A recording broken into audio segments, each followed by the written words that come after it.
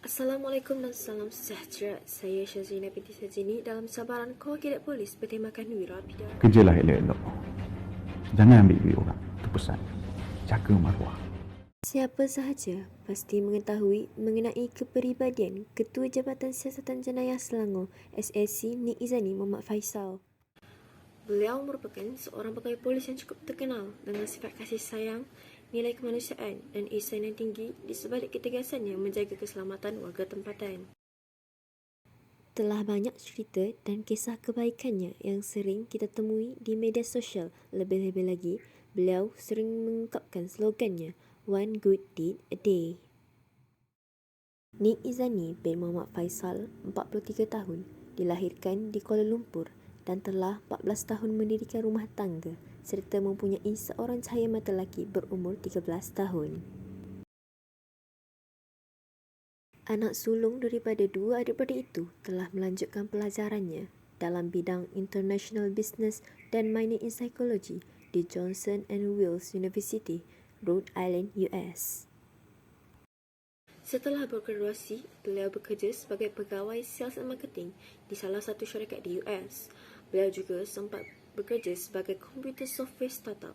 Namun, tidak lama berikut, syarikat tempat kerjanya telah ditutup atas sebab-sebab tertentu. Setelah 5 tahun berada di US, SAC Nik Izani memutuskan untuk beransur kembali ke Asia dan bekerja di sebuah syarikat di Ho Chi Minh City, Vietnam selama 2 tahun. Setelah 7 tahun berada di negara orang, SAC Nik Izani memutuskan untuk pulang ke tanah airnya dan berpeluang menyertai PDRM. Beliau memulakan kerjaya sebagai pegawai penyiasat narkotik di Seremban.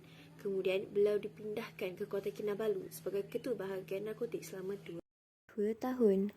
Seterusnya, beliau dimasukkan ke Bukit Aman juga sebagai salah seorang ahli di bahagian pasukan khas taktikal narkotik Sting selama 3 tahun.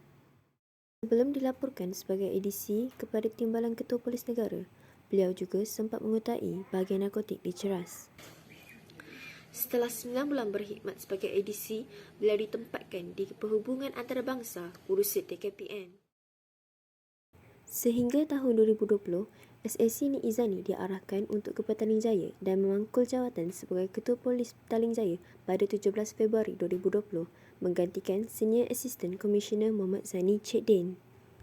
SAC Nik Izani meninggalkan jawatannya pada bulan Mac selepas beliau dilantik Ketua Jabatan Siasatan Jenayah Selangor yang baharu dengan memangku pangkat Senior Assistant Commissioner SAC yang berkuat kuasa pada 12 April 2021.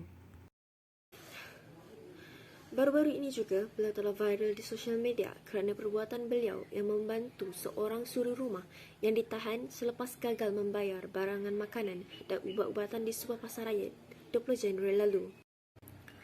Malah, bapa kepada seorang cahaya mata itu tampil membayar semula barangan yang dicuri sebelum didermakan kepada wanita terbabit dan bekerjasama dengan Jabatan Kebajikan Masyarakat JKM Petaling Jaya menyampaikan bantuan berupa keperluan harian.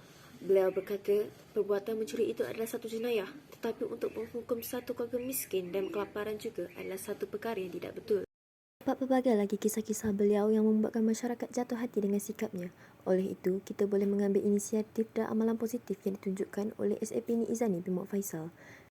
Kesimpulannya, ambillah yang jernih dan buang yang keruh.